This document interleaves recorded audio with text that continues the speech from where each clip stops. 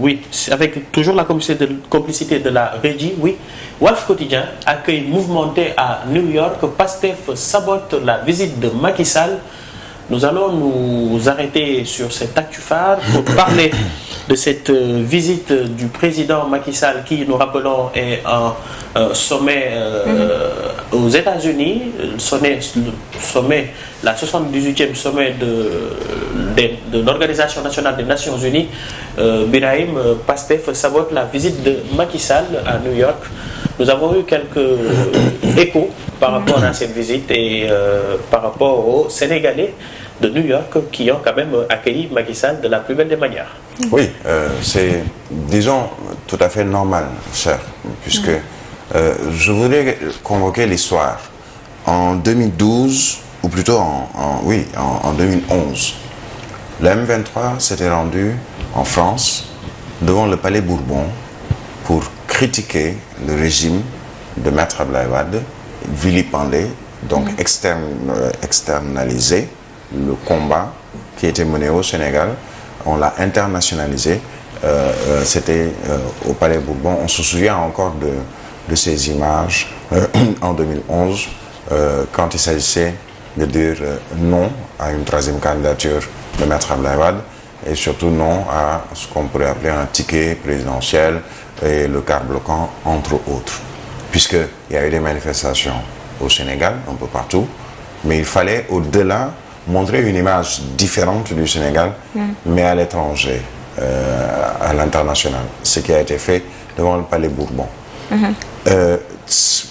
Tous les régimes qui se sont succédés au Sénégal, Maître Abdoulaye Wade l'a fait également contre le régime de Abdou Diouf, en internationalisant son combat.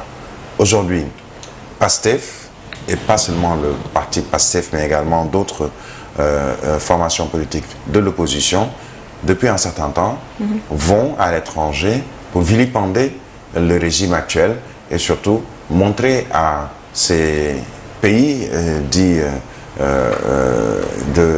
du monde, notamment les USA, l'Europe, à travers d'autres pays, qu'il ne se passe pas exactement ce que l'on veut montrer au Sénégal, surtout dans une certaine communication du gouvernement ou du régime.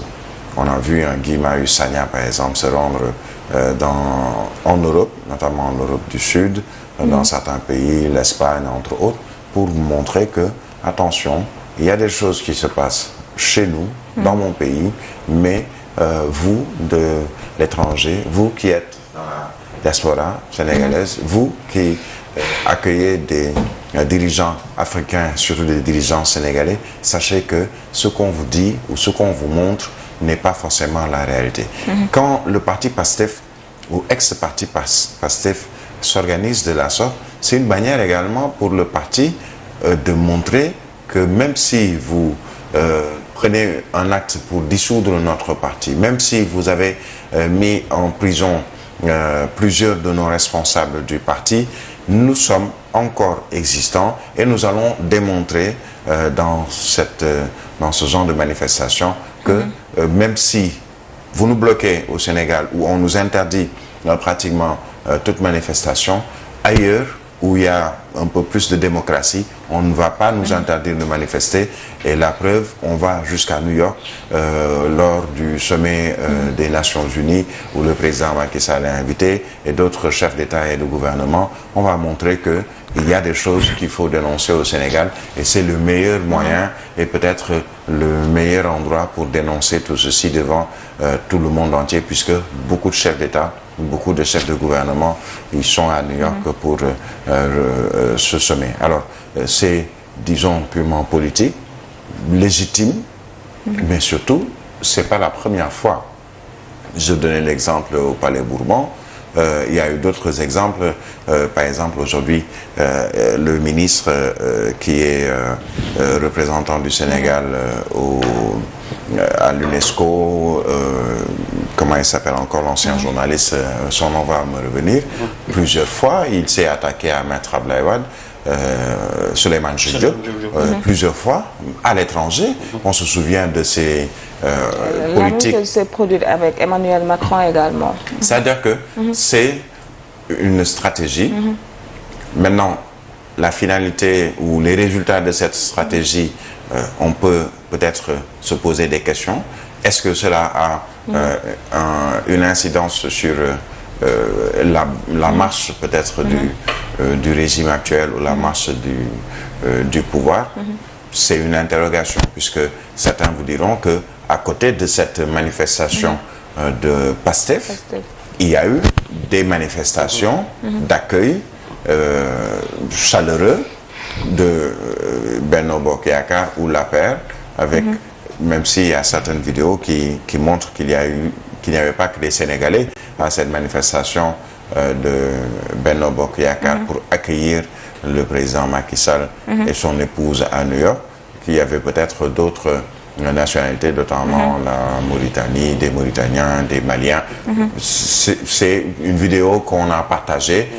Il y a de la manipulation peut-être, il y a peut-être de la vérité, mais ce qui est sûr, c'est que chacun tente de montrer à travers ces vidéos partagées sur les réseaux sociaux que nous avons une certaine force. Le PASTEF ou ex-PASTEF a voulu le montrer également. On a vu des bolides assez imposants parcourir les rues de New York avec des messages à travers des panneaux, ou plutôt un véhicule publicitaire qui existe aux USA et même un peu ailleurs dans d'autres pays dans le monde, des messages pour dire en français et en anglais, puisque ceux qui habitent New York et qui passent par ces chemins parlent anglais, mais c'était également destiné à d'autres dirigeants qui pouvaient le voir, notamment avec les télévisions étrangères, puisqu'il y en a beaucoup qui sont présentement à New York, qui sont présentement aux USA, pour couvrir justement ce sommet des Nations Unies. C'est une bonne ou une belle opportunité pour montrer à tout le monde,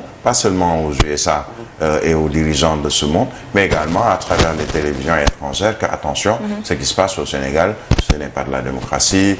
Il y a des gens qui sont arrêtés juste parce qu'ils ont une opinion politique, etc. Il y a plusieurs messages qu'ils ont voulu faire passer. Mais c'est des choses quand même regrettables, Brahim, qui peuvent nuire l'image du Sénégal, surtout à l'étranger.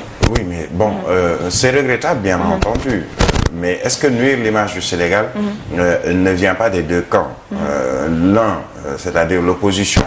Quand je parle de l'opposition aujourd'hui, en ce qui concerne, par exemple, l'actualité, il s'agit de l'ex-parti PASTEF qui agit d'une certaine manière pour donner des messages ou livrer des messages au monde entier sur ce qui se passe au Sénégal, mais également le parti au pouvoir ou la coalition au pouvoir également qui également est présente, mais on nous parle de plusieurs autres nationalités pour renforcer un peu la manifestation ou la foule qui est venue accueillir le président Macky Sall et son épouse et ses proches. Mais ce qui est sûr, c'est que ce n'est pas la première fois, je le répète.